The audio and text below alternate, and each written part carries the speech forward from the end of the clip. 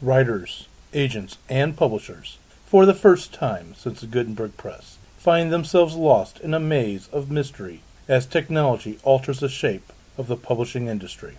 Searching for Answers is a group of writers throwing pop culture, writing, and publishing into a crucible of clarity, passion, and humor. This group is the Right Pack.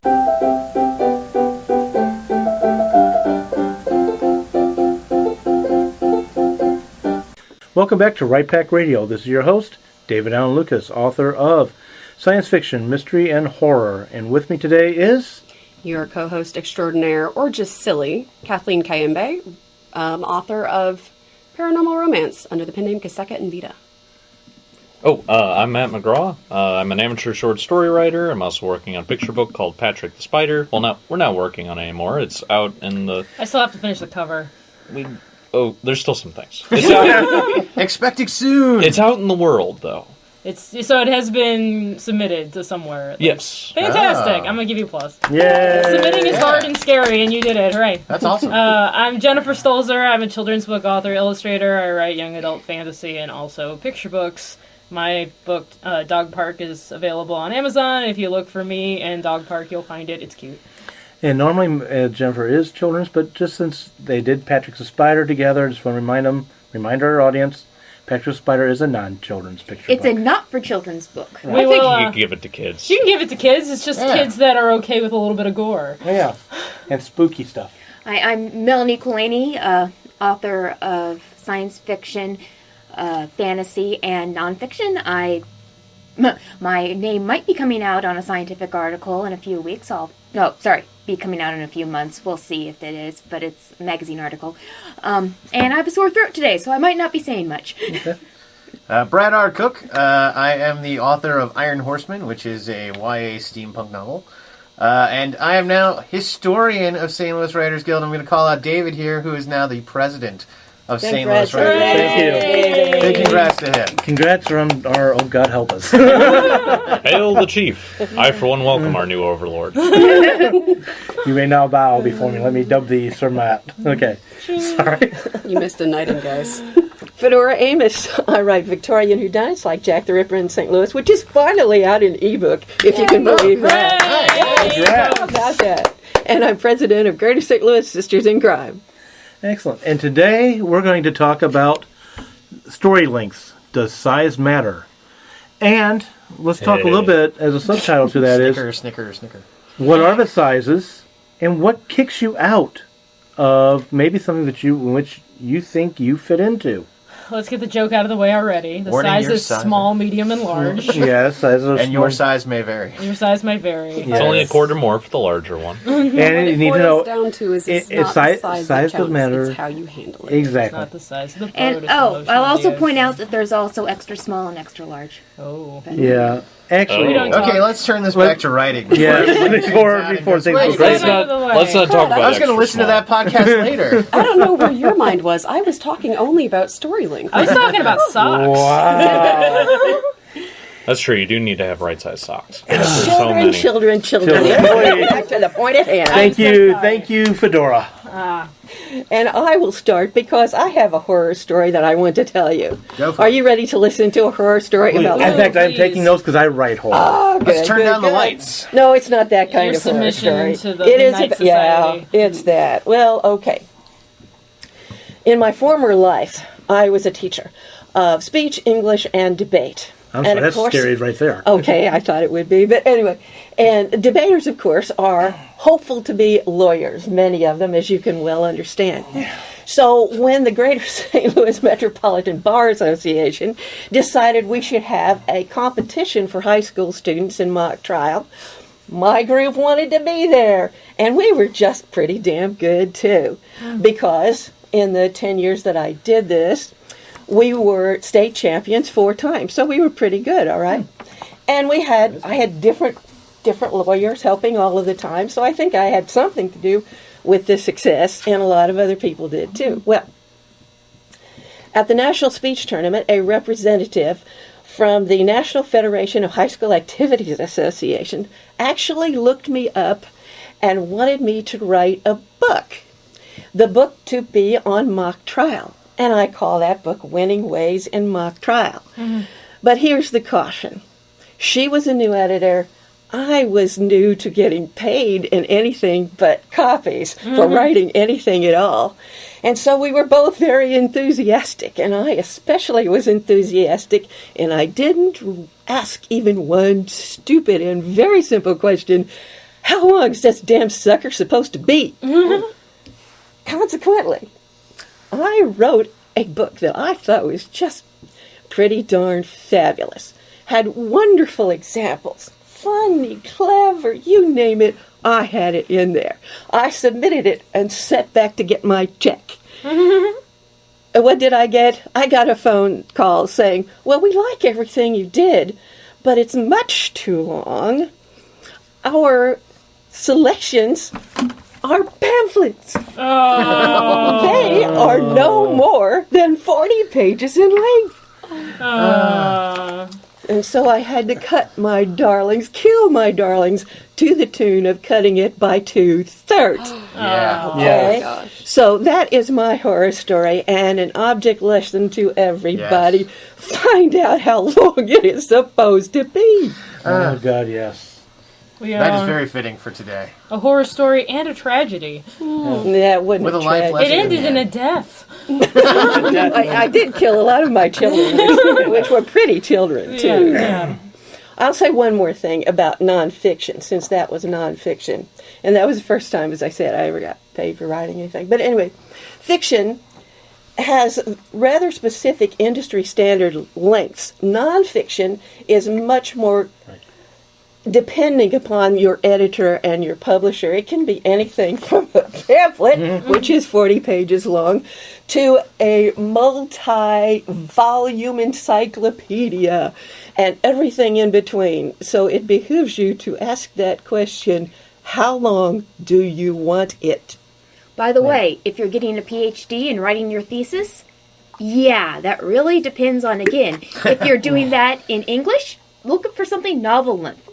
My thesis for my master's, I think with all the charts and tables and all that, was still like 50 pages, Oh, which is a whole lot shorter. Yeah, that's a lot shorter than mine. Mine was Yeah. 73, and that was in business. But let's get back to the topic of this one. Yes. I would like to ask about industry standards, because I know Fedora brought a few.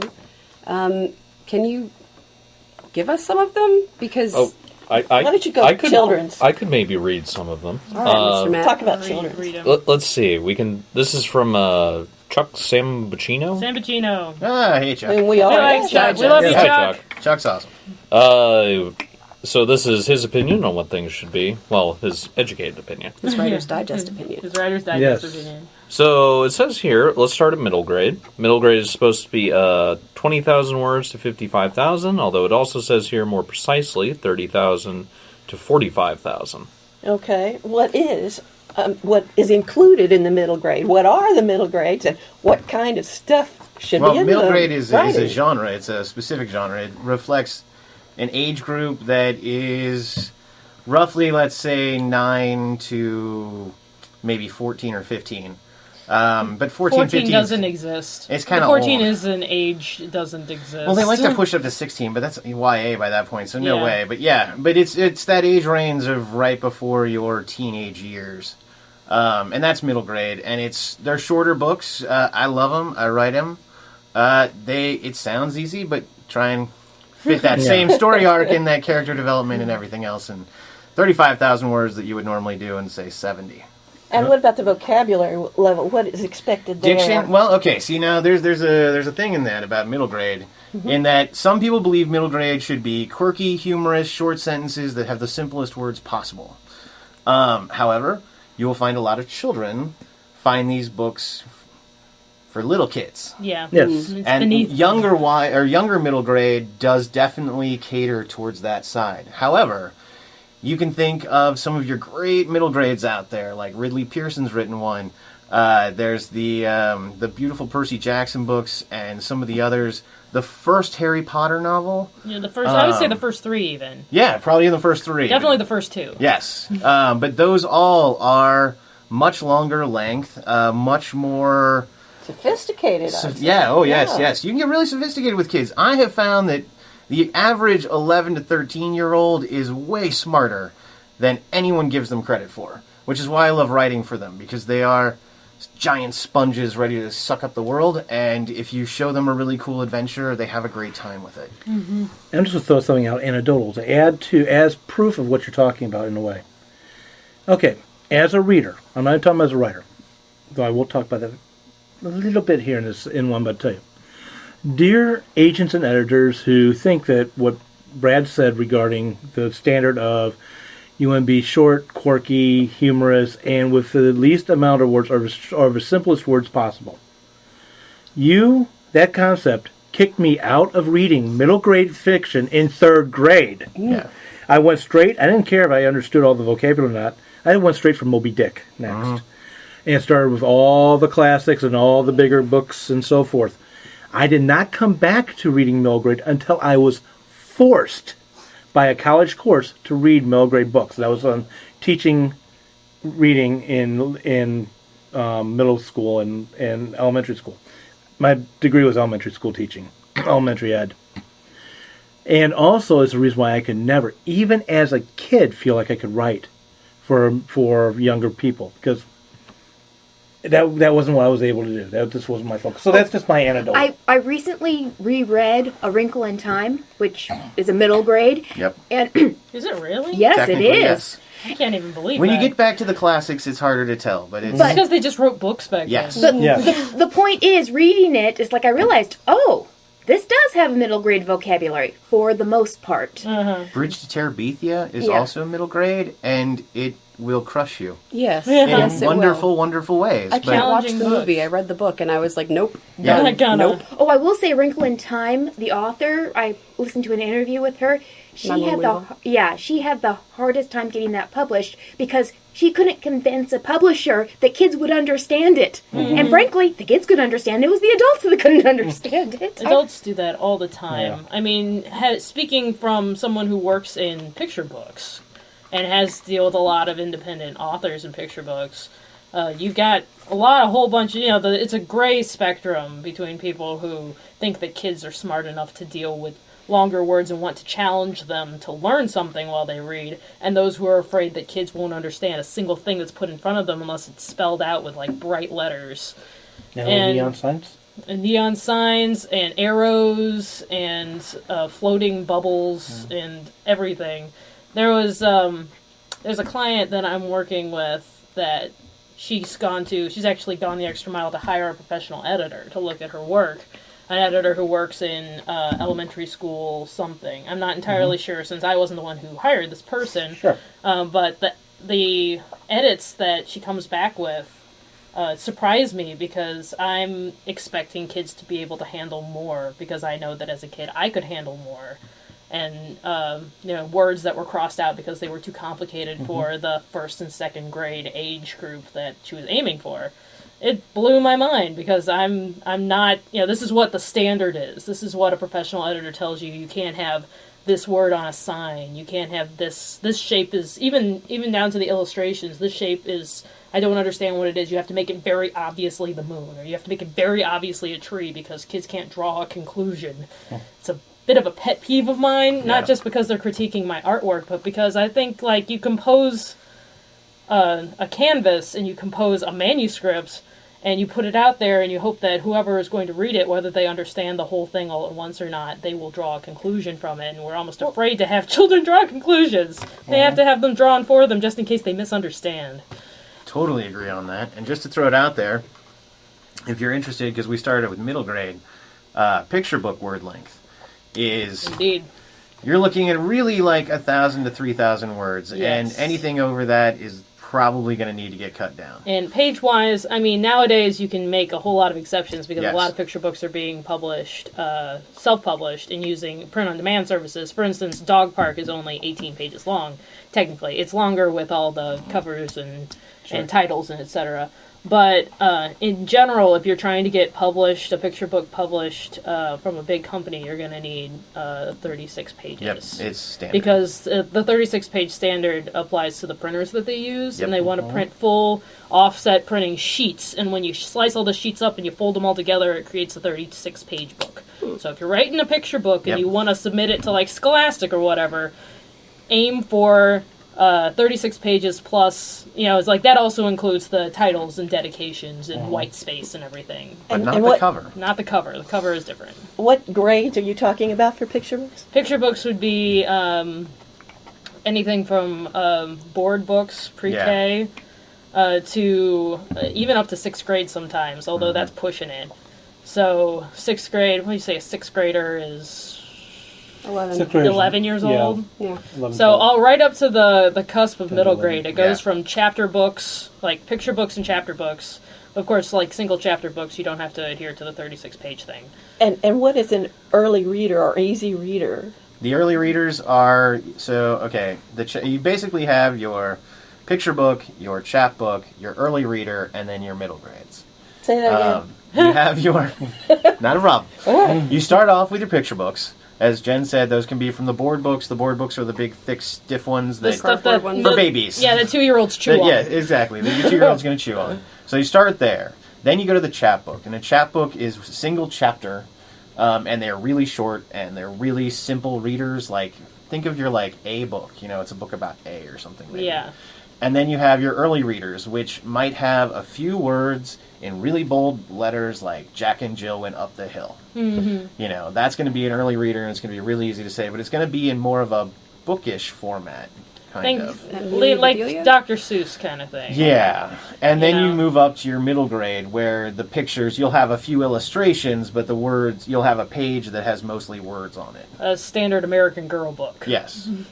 And then you'll move up into your YAs, and then the illustrations go away, and you just get the cover art. And Yes. much, much steamier stuff inside. Well, with that, tell us about YA. Well, you want to throw out the YA numbers? Yeah, Matt, read the This is the category where you can start talking about sex, drugs, and rock and roll, according to Chuck here. Yep. Leave Leave it out of the middle grade. The category is word count is very flexible, and it's got 55,000 to 70,000 as a good starting range. Although apparently you can start going up to the 80Ks these days. that does not include genre, though. Probably isn't 70, is it? No, I would actually say that if you're writing a YA right now, you need to push that up to 70 to 90. Oh, wow. Well, They do say it starts at 55, and if you write a 65,000 word book, there is the potential for getting that published. But if you look at the majority, they range 70 to 90. it's important to determine also what genre you're writing. Yes. Since YA deals with some more complex concepts and writing more closely aimed toward like adults, people who are becoming adults, reading adult type books. A contemporary novel like, a YA high school drama, 55 to 70, okay. But if you're writing a genre book like sci-fi or fantasy, it's cool to push it up as far as 90 or 100. And your series books tend to be a little bit less. Mm-hmm. So, things like the Babysitter's Club and stuff And like the that were shorter. age group for this YA young adult is, what would you say? Well, basically, go ahead. 15, 16 to 18. Yeah. And then the entire rest of the world, because everyone reads YA, and if they say they don't read YA, they're lying. Yeah. Or they're missing And out. what great movie opportunities you get Exactly. there. Yeah. Oh boy. I will say, I'm glad you talked about sci-fi for a moment. I was going to say, for middle grade and for YA, from what I understand, and hey, those listening, I don't write it, but Brad and others at this table do. So they're the experts, I'm not. YA in middle grade is a genre in the sense of that it is this age range to this age range is the target market. But inside of that, it's almost like subgenres. You've got sci-fi, you've got mystery, you've got fantasy, you've got Contemporaries, you've got your, Okay, I really YA, wanted you to got divide that romances out. and all that stuff. Yeah. But fortunately, in young adults, at least some young adult authors think this, they are all shelved together. They're not separated by genre of romance or mystery or science Exactly. fiction or anything. Middle grade and YA especially are mostly shelved together. It's audience and genre, Yeah. basically. I'd like to point out that we've been talking about novels for the most part. Yep. So, We can jump to the others, but is we'll get there to other others. types of... well, for the genres that we've been reading, Gotcha, these are what we've been because talking that is about. kind of... Now we've hit the novel, but... Yeah. As you know, there are other types of things to write, and everything has a word count limit. So depending if you're writing flash fiction all the way up to giant full length novels, there's a set word count for it all. Okay. So flash fiction is the shortest. That is literally the I'm just going to write something. Usually it's around 500 words. Less than 1,000. Less than 1,000. Well, that's micro. Yeah, what is micro? I have no idea. Okay, so Who knows let's... what microfiction? Well, actually, I take Microfiction. Is that that back. flash fiction? The 6-word story. No, there's all these weird things online. The 6-word story, the 3-word story, the 2-word story, The Twitter fiction. the 1-word story. Yeah. Twitter fiction. It's There's all a place that. So for it, I would yeah. call that. But anyway, start off with flash fiction where you can actually tell an actual story. Now wait a One minute. example. I've read actual Okay, yes. microfiction. That's Well, a let's full move on to story. An getting word example counts. of Please. the shortest So flash fiction. microfiction. We're talking about flash fiction right now. Okay. Flash sorry. fiction. Go on. So, flash fiction is basically around 500 words. You can get up to about 1,500 words, but if you're over that, no, you're no longer flash. And most flash, any contest you're going to do, they're going to have a word count. And that's the most important number. So whatever you're submitting this to is going to have a word length, and that's what you need to focus on. But figure 500 words for flash fiction. A short story, these range. If you're doing a contest, they tend to be shorter. Can we go back to flash fiction a minute? Yeah. What do you do in flash fiction that you can do in 500 words? Well, What do my you personal got? thing, I love flash fiction for open Here we go. mics. Perfect. So, Open mics? yeah, I love them for Yeah, open that's mics good, because it's just a couple of minutes. I can say it's a story. I can wrap it up. They work well in series. They do well in kind of a one-off on Tumblr or on, something like that. They're not a sellable. Yeah, media. it's not really something you're going to sell. Okay, but it's good for promoting yourself, say, in Yes. the media, would you say? Yeah, and in Great. fact, you can throw them on your website. If you've got a Yeah, novel and you want okay. to throw up a quick little flash fiction about like one of your side characters or something, awesome, do that. But it's not sellable unless you're entering a contest or something like that. They do have a ton of flash fiction writing contests. A lot of word prompts will be flash fiction. So you'll see a lot of prompts on Reddit or different areas around the web, and those will be flash fiction. Write 500 words on this. Write 1,000 words on this. And is that a contest or just... No, just Exercise, exercise. like an Yeah. Most of the writing prompts are just exercises. Let me toss this out and then I'm going to give it to you just real fast. Example, and this was always used for flash fiction, but I think it really falls to the micro. And this is Ernest Hemingway's Very good. 6-word story. Yeah, that's what's down here, actually, the 6-word Oh, story. perfect. There's a bunch of these different weird word length stories. Yeah, here's the entire story. For sale, baby shoes, never worn. Go ahead. Oh, I was going to say that Wiki says that there are many different names for flash fiction. So microfiction, micronarrative, postcard fiction, short stories, short, sudden fiction. And the term short story was the most common until about 2000 when flash fiction took over. So if you hear those terms, they're all talking about the same thing for the most part. I'm glad they changed it from short story. Yeah. That seems redundant. that would be hard to write on a, Yeah. But then you hit short story, and short story is these range. So if a contest tends to be shorter, 3,000 or 2,500 to 3,000 words, maybe for a contest. But a short story can actually go. It says 750 here, so 7,500 words. I've seen them go as long as 10,000, Or but 15. then even. you're starting to drift into novella territory, so or, as they say, novelette. But so the short story really is going to fall under the word length for what you're doing. So if you're entering a contest, that's the number one goal. St. Louis Writers Guild holds one every October. It has a 3,000 word limit on it. So if you've got 29, you're awesome, and if you've got 31, you need to cut. Always aim at the contest, and most short stories are for contests, I would imagine. Definitely look at the rules of whatever contest you can enter. submit short story collections for publication. Some publishers will do this, and those are generally a group of short stories that all have a common theme that you're trying to publish. The Martian Chronicles is Yeah. Yeah. Ray Bradbury. There are tons of them out there. And they can also be, however, really great complementary things to your novels. So you wrote a novel Then you wrote a short story that goes in tandem with the novel, so it becomes supplementary reading, expanded universe kind of stuff for your audience. T.W. Finley does an awesome job of this. For every one of her books, she's got a couple of short stories that go alongside of it, which kind of explains some little tidbit from the book. It's really awesome. And you can put those up on as ebooks and give them away for free. They make great giveaways. You can sell them, sell them for $1 or $2. They're great things. I think that's a very good point. A friend of mine, Joanna Slan, always, when she brings out a new book, and she has a Kiki Lowenstein mystery series, she always brings out a short story, too, sells it for 99 cents, and gives it away to the people who are in her special little book club. So she makes it into a really good promotional tool. But I would also add that there are still a few diehard magazines that do publish short stories. And several of them, at least, are in the mystery genre. There's The Strand, and Ellery Queen, and Alfred Hitchcock, and another one that I can't think of. You said Ellery Queen, Alfred Hitchcock. Ellery, and The Strand. What else is it? There's another one.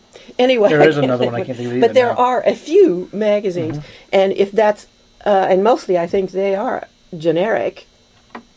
And you might have some others that you can think of. But certainly, if you write some, read a bunch before you do anything else. Read a bunch of them.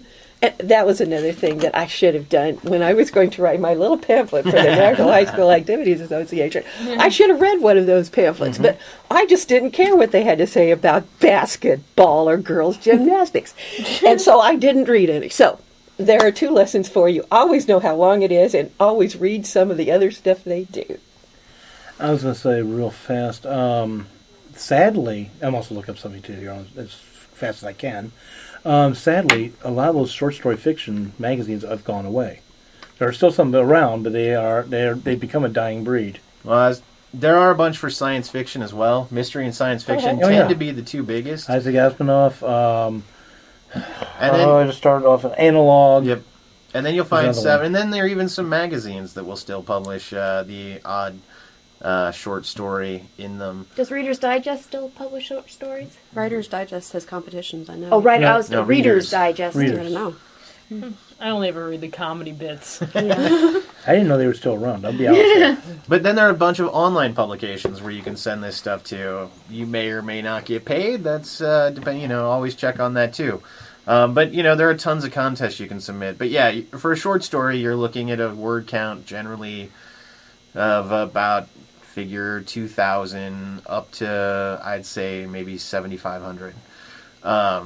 Oh, there are literary magazines, too. Yes, like the Missouri Review is one that, if and there you are write that journals kind of and story, anthologies. Yeah, there are. There are a ton of steampunk anthologies out there. In fact, actually, like 3 years ago, right before my steampunk novel came out, there were a bunch of them, and I was sad I didn't get into. But because I found out about them afterwards. But yeah, so do look for anthologies and stuff like that, too, because that can be a great way to get your work out there. And in fact, for those of us, we know a lot of people in the romance writing arena, they actually do a huge thing where, so they'll publish novels, and then like 5 or 6, New York Times bestselling authors will get together and all publish a series of short stories in a collection together. And it's all themed and everything like that. So that can be awesome too. But anyway, moving on to the next one. They say novelette, and if you want to look up novelette, you feel free. But I'm going to talk about novellas. Because it's essentially the same thing, and the novella is actually a thing, and the novelette needs to either be cut or written longer. But anyway, the novella is a short novel. So these are novels that maybe you don't want to explore the entire thing. Maybe it's a side novel to something you've written.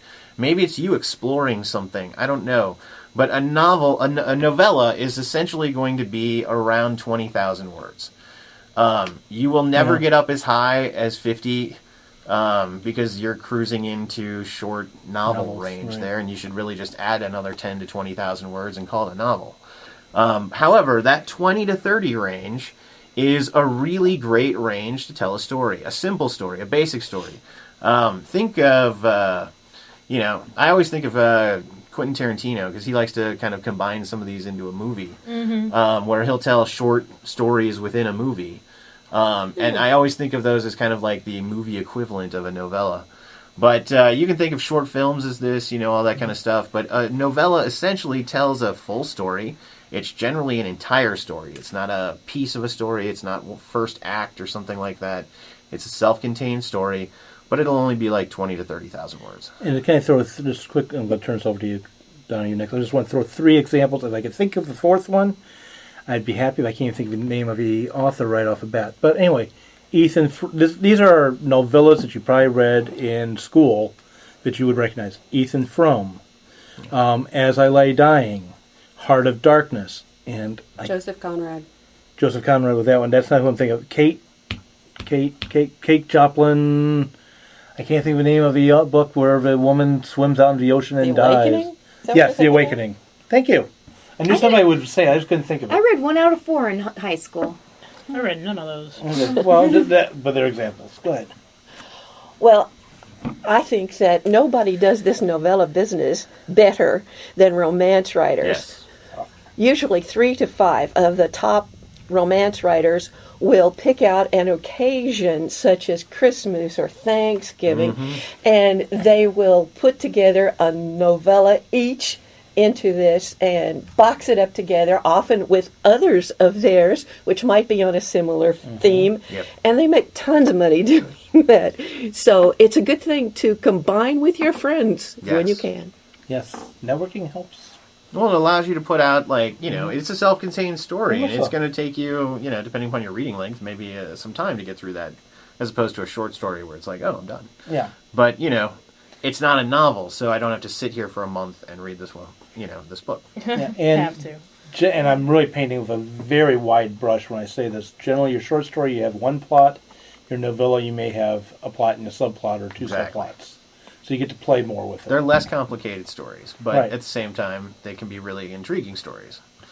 Okay, so we've gone through that. I do want to go back to flash fiction for just a second. That's what I was looking up. To our audience out there, I'm going to throw out a name of someone you might want to read if you want to learn more about flash fiction and how to write, and that is Harvey Stambro. Yeah. Harvey Stambro was nominated for the Pulitzer Prize. Pushcart. Was it for Pushcart? I thought he won the Pushcart. Okay. I thought anyway, so he's got multiple prizes. I don't know what I'm talking about with the prizes, but he's got multiple ones, and he's got some very good books out there on how to write, including flash fiction. So, novels, unless we want to talk, and I do want to get to screenplays. Did we too. leave out anything so far? I think No, none of my The only thing I would throw out on the novel that we memoirs didn't were really touch on, because we did touch on novel length, but We didn't talk about nonfiction. and if you're stuff. doing Yeah, doing exactly. sci-fi, fantasy, any of the big world buildings, then really you need to hit that 100,000 mark. Yeah, and that's because you need the room to build that. Yeah. Build it. Westerns, which I kind of wish would be more out there than they are. Mysteries and so forth. You're looking at roughly 50 to 80,000 words, but you can go a little bit bigger. See, here's the thing. I would actually throw 65 because I would throw 65 out there too. I don't know a publisher that's going to publish a 50,000 word book. It seems to Yeah. me like it's going to be more like 75 to Yeah. 80, I would agree. except if it's going to be straight to electronical. I think Yeah. probably you can get away with 60 then. Well, I will say, and we were going to talk about this a little bit, books are shrinking a little bit, and that has a lot of reasons. One, we write differently than we used to. We write very streamlined now, fast-paced. Hemingway would be happy with us, yes. There's also, though, the notion that we print differently, and bookstores only have a certain amount of length on a shelf, and, there's all these factors that go into book length. But also, I would say that it's been a trend recently to see the 65,000 word book. However, I will say that doesn't necessarily mean you should be trying to write that book. I'm not saying this is a new trend. It seems more like publishers are willing to go after and print something maybe that short. But the reality is that you really need to be up closer to the 70 mark. Just play. Okay, I got you next. Just play Cabbage Head for a second, and I just as you were talking, I know these links are. I think everybody else around this room knows. When we're talking about word count, that's what matters to the publisher. That's what matters to us writers. We know how things are done. But anytime which I'm approached by a non-writer, they want to know how many pages something is. Mm-hmm. Now, why do we do word count? Simple. You change the font size, you got a different word count. Page Yeah, Change the page paper count. size. Yeah. Yeah, you got different page count, exactly. Change the paper size, whatever. I'm sorry, that's a word count and page size.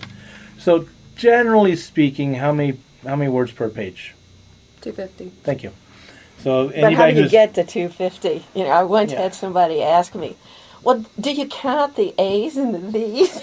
And I Yes. said, well, yeah, they count, but you don't count them. Because what you do is you set your typing page on your computer so that your margins on either side are an inch, and at the bottom an inch and a half, at the top an inch and a half. And then you go 12-point Courier New, and then you check. Try Courier counting. New. Courier New, yes, If you're it checking. is. No, If it's you're checking. checking. And check to see It that spaces it's the words about out. 10 words for most of the lines. That's the way it's done. Yeah, exactly. On pages, You get about 25 lines. You get about 10 words a 25 line. lines. However, if you actually go and count, you'll find it's a little closer yeah, to 300. Yeah. Yeah. And reason why Courier New, and I'm turning this right over to Kathleen, as I promised. Courier New is the equivalent of the old-fashioned typewriter. That font-wise. Well, every character is the same size. Yeah. So a That's what I'm space, an saying. M, and L, all of those are the exact same width. And That's why it's yeah, preferred. that's why Right. you do it, because everything's this exact same space. Because if you use Georgia versus Times New Roman or God. Something Garamond or any of those, you'll notice the length, because it changes because they squish, like the L is closer to the B or something like that, and that shrinks it up. I wanted to ask about something Brad mentioned. You said that novels are getting shorter, and I wanted to ask, has Some are. traditional novel length changed over time, and Oh, yes. what does that have to do with ebook versus print now? Okay, let's go back to the beginning. Sure, man. So if you start off with the original press, which I love to start off, the Gutenberg press, that is a single sheet of paper, because that's the only way they could do it. So it's a long sheet of paper that they would print the entirety of what they were doing on, and then they just print that off and print that off. So that's how it started. However, if you look at the Victorian novels, these things are all this thick. So those who can't being see- about Yeah. Oh yeah, Four about a couple inches. inches. Sorry, I forgot I was on the radio. That's more than 2 inches. So anyway, the point being, you're going to have a couple inches long or thick, and it's, the point is that they were super wordy back then and got paid by the word a lot of times, so Yes. they enjoyed writing and writing long. However, as we've moved forward, you will notice that the literary novels of the 60s kind of started a shorter trend, and then what you really find is with the invention of the ebook, where page number really became irrelevant. And more importantly, the notion that Barnes & Noble has a shelf space that is X number of feet long, and they're going to fit X number of books on that shelf, and if your book is too thick, they don't want to shelve it that much right there. Unless you're a really, really big author. Yes, unless you're a huge author, because then you're going to, your name's going to be prominent. But the reality is that if your book is the size of 2 books, then they could sell 2 books for having your book on the shelf. And that's really had a huge effect on our industry. Is it good, bad, whatever, but that's affected it. And then actually the way we write. So if you go back to the older novels, it's very long-winded, purpley. You have a lot of description, a lot of rich detail in there, a lot of really complicated plot lines, and many, many characters, or, it depends upon the book. Nowadays, we tend to have more streamlined. We have a focus on a certain number of characters as opposed to the giant ensembles. We tend to write faster paced, more white space, all that kind of fun stuff. So that's the reasons. Yeah, it's 1,000 of them. We've gone basically from Tolstoy down to Hemingway. Yeah. And a lot of it, I'm pointing to you because you are next. I see you with your hand over there. The reason why is also our society has changed. It's not the time of Jane Austen. People didn't travel as much. So that's why you've got such a rich detail. It's almost like a travel book in a way. Whereas now, people can look up on Wikipedia, they can look up on the internet, they travel a lot more, they know a lot more, and they have what I call the, no offense intended to Jennifer over here, they've got the gamer mentality of, on, off, I'm done. Well, it also is like there's a motion that, or I should say a notion that there's this, we don't need to describe everything. So instead of describing the entirety of the room, which is what like Hawthorne. You know, Hawthorne will tell you everything that's in the room, everything that's around you, give you the richest detail possible so you feel like you're there. Nowadays, we would focus on what they're touching, what's right in front of them. That's what we give detail on, not everything. I'm not going to say that it's the gamer mentality. I'd say it's more of the television mentality. Okay, I'll go with that. Because it was happening way before video games. I definitely It was. agree. It's all about, here's your 11 minutes of pop. Go for it. Let's talk about competition for entertainment time, too. Exactly. Because if you were in the pre-electronic age, or the pre-electric age for that matter, what did you have to entertain yourself? You certainly could have parties, but then people might live quite a little distance from you. If you were alone by yourself, what better friend could you have than a book? Boy, I know there have been a lot of books that I didn't want to end, and I think everybody at this table probably has the same notion. But now we do compete a lot for time with the internet, especially, like, Right. I was sitting with my little sister yesterday on her iPad, and a page was taking, like, a couple seconds to load, and she was like, "This is so slow," and I was like, "Oh, man, I remember AOL." It would take minutes. Dial-up. Like, Yeah. you ask kids Yeah. to get I on the remember internet and go get a snack. She was Exactly. like, "What did you do while you waited?" I was like, "We learned to do other things while we waited." I would. Why put do a you few think there was tabs up, solitaire on the computer? put a few tabs up, go do something else, come back, all my stuff is here. Yay. Yeah. Yeah, and one of the things with having so much available is that there's a opportunity cost to going into anything. So if I think with shorter books, one of the things there is you're asking less of the reader. They kind of look at the side and they go, okay, this won't take too much of my time. So if it ends up to be terrible, I haven't wasted so much, I haven't lost so many other opportunities. Also, books are relatively speaking cheaper than they used to be. I mean, you're not just limited to what's in your family library. You can actually go to the public library or go on the internet. That's true. So there's a lot Yeah. more options that way as well. I think that's the internet and ebooks have also opened up a lot of new avenues for things like romance that couldn't necessarily go long enough to be in a novel. More niche. Yeah. So at Less Than Three Press, which is my publisher, they have a lot of short stories and a lot of novellas, and they're not long enough to be put in print books necessarily, but they are long enough to be ebooks, to be purchased for a Kindle or a Nook or read online, things like that. So I think a lot more opportunity is there if your story does not fit the traditional novel length or might not go to traditional short story markets that are print magazines that are still available. Even though we've lost the literary magazine market, that used to be seriously huge to the point where, They were that was gatekeepers. how you got published. You They were published short gatekeepers, stories and then you went on and published novels. I would actually say that short story writers are almost better off today with the Kindle and the electronic, ebook, simply because, you can write it, you can publish it, it can be pretty short, you can get it up there. The window of production time is actually pretty short there too. And then that allows you to publish niche things. So you can publish this, I love this, I want to explore this genre, you can do that. And there's now a bajillion, millions and millions of people buying this kind of shorter stuff.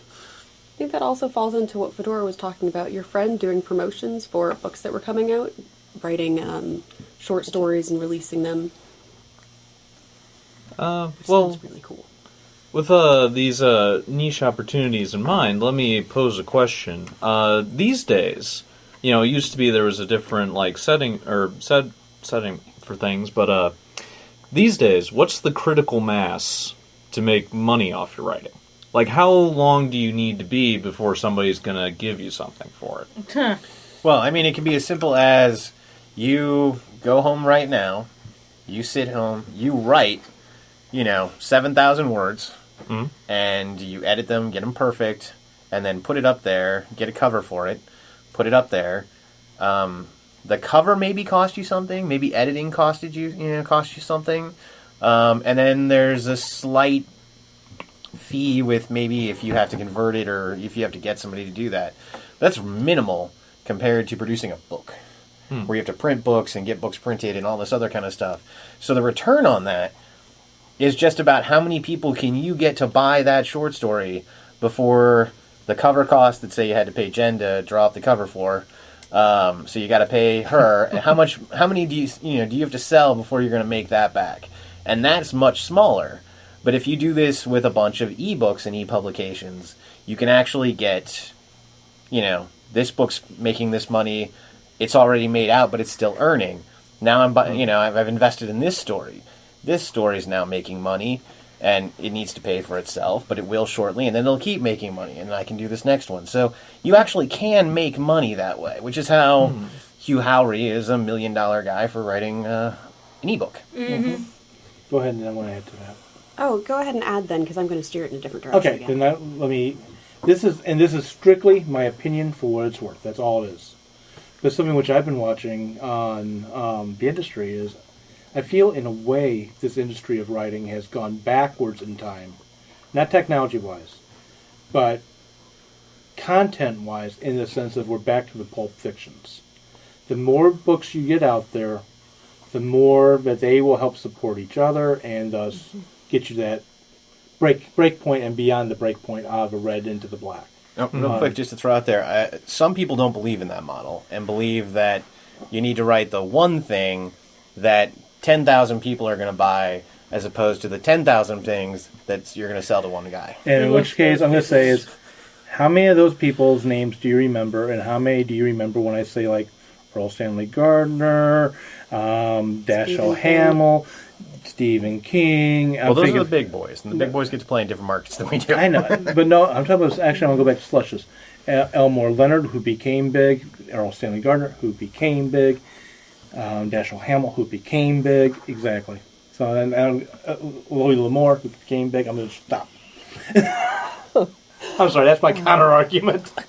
It just occurred to me that trade paper and small presses have gotten some help from the shelf size because they are bigger, taller, and they are slenderer with larger pages and better quality paper. When everybody knows that the real money is with mass market paperbacks, which are much cheaper to produce. Each one is, but you have to sell tons and tons of them. So I think that it's really kind of helped the small presses in that regard. You can add to, or? Did you? It's not related. Oh, okay. Well, I wanted to bring things back to our listeners a bit. Let's say you're a listener or one of us has written a story that they haven't necessarily, like, they wrote it the length that the story needed to be told. When you have that story and you've checked the word count, how do you determine whether your story fits in with the genre that you think it's for? And how do you determine how long it needs to be before you start submitting things to either agents or publishers? I'm going to turn this over to Brad, but I'm going to say one thing. Do not let that be... This question you just asked is fantastic. Yep. But do not ask that question on your first draft. Yep. No, this is after you got it done. Edit, kill your darlings. And then you can ask the question. Okay. And I'm piggybacking on that very similarly when I say, let somebody else tell you it's too long. Yeah. So, yes, there is ridiculously long. If you're trying to submit 200,000 words for your middle grade, that is ridiculous. However, if you have written a 150,000 word sci-fi epic or, epic, any kind really. You've written your version of Game of Thrones. Yeah.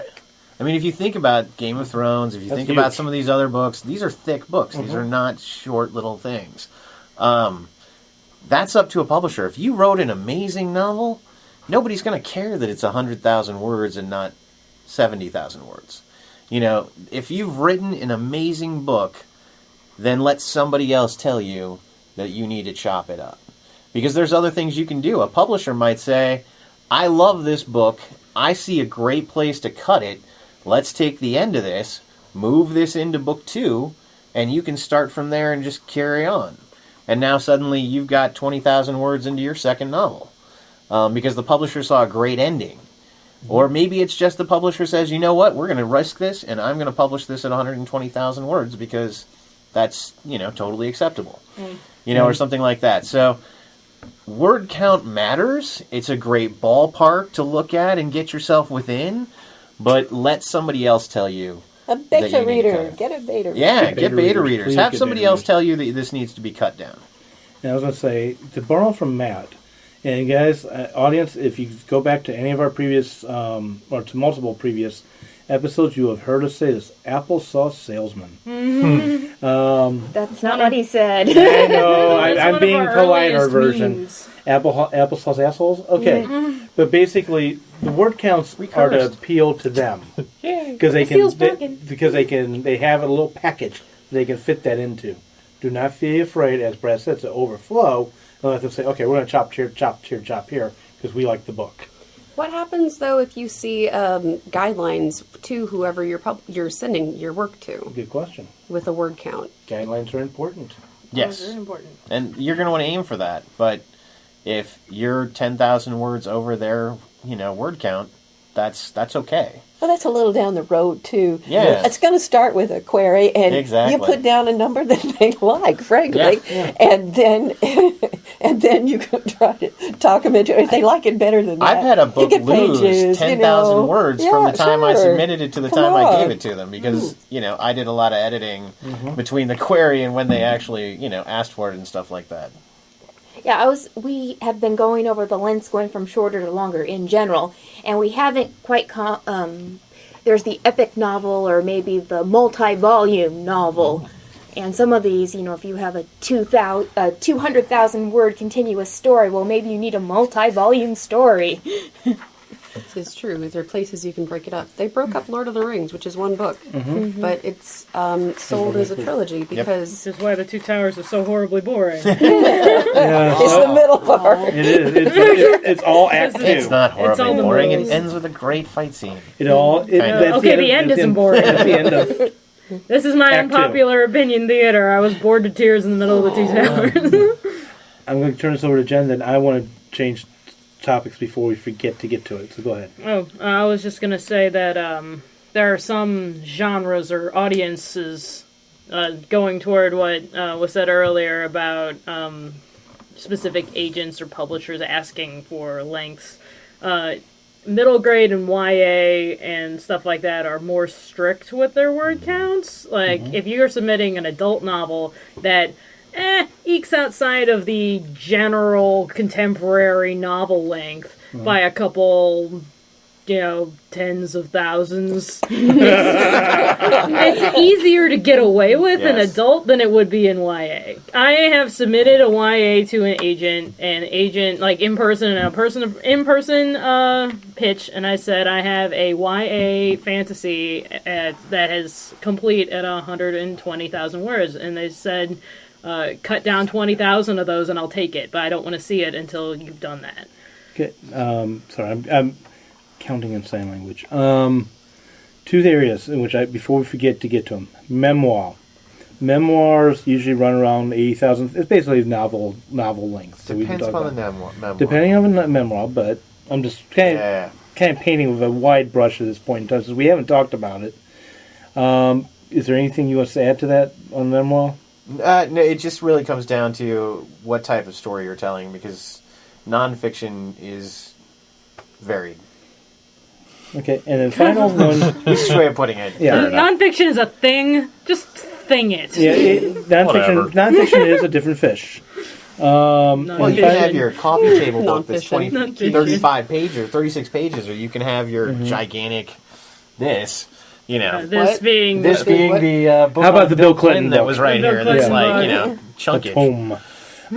And then we talked about offline about screenplays. Oh. How many words are those and so forth. And really, it's not so much a word count as it's a page count. Yep. Every page, if you write screenplays, and I dabble, that's maybe the best I could say on that. I've written plays. They are smaller. Is less words on the page technically, but really overall is one page equals 1 minute. Your standard television screenplay is 45 minutes, and I'm pushing on the 45. I'm definitely shooting at 40 nowadays. And that's your hour-long show, guys. You got 20 minutes of commercials you got to figure in there. yeah, Some know. as much as 22 to 25 minutes of commercials. unfortunately. Scary. depending on your network Yep. And and then how you- popular your show is. Exactly. And then your Unless you're on movies. HBO. you're even though now, thanks to Lord of the Rings and Harry Potter and I don't know if Hunger Games what the lengths were on those or not, but definitely the ones I just mentioned.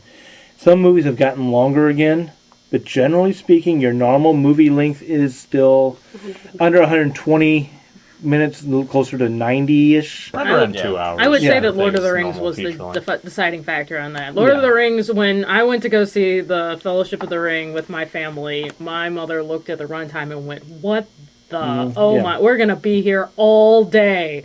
And nowadays, if you go into a 2.5-hour movie, that's par for the course. The Transformers movie was 2.5 hours. They can So fill is the 2.5 hours Hollywood's of cacophony. changed. They can do that. But to throw it on to David, that's, basically 40 pages for a script and a 90-page script or a 90 to 100-page script. Right. Yeah.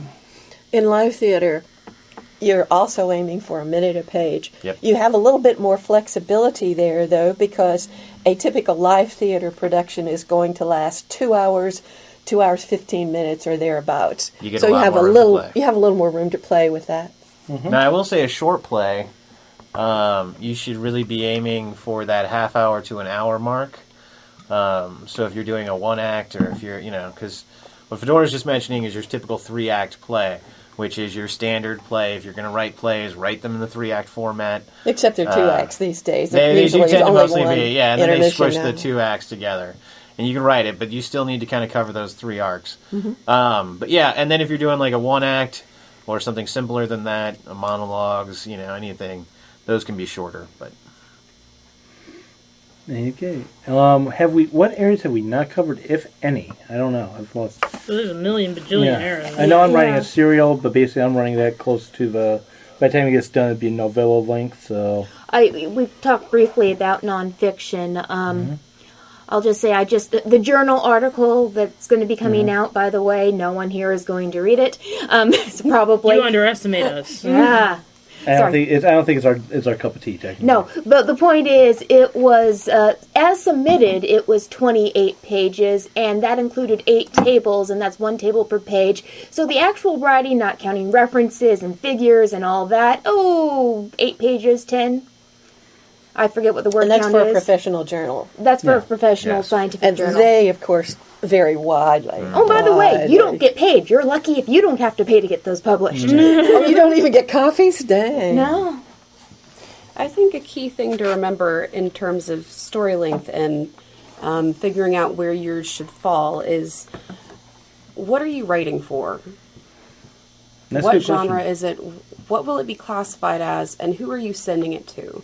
I think checking the guidelines for those places and those things and the industry standards for those things will help guide you if you are trying to figure out if your story is too short or too long or just right.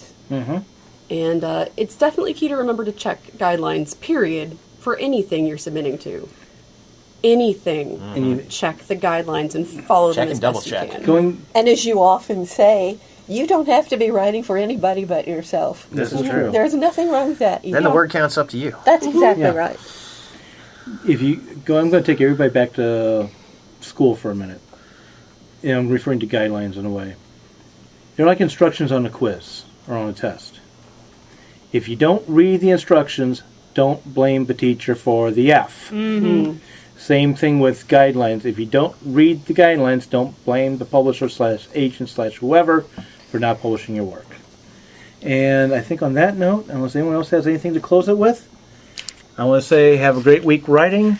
Tune in next week for yet another interesting topic in the writing industry. The new theme songs for Right Pack Radio were written and performed by Meredith Tate. All copyrights remain with her. The Right Pack would like to thank STL Books for allowing us to record in their bookstore.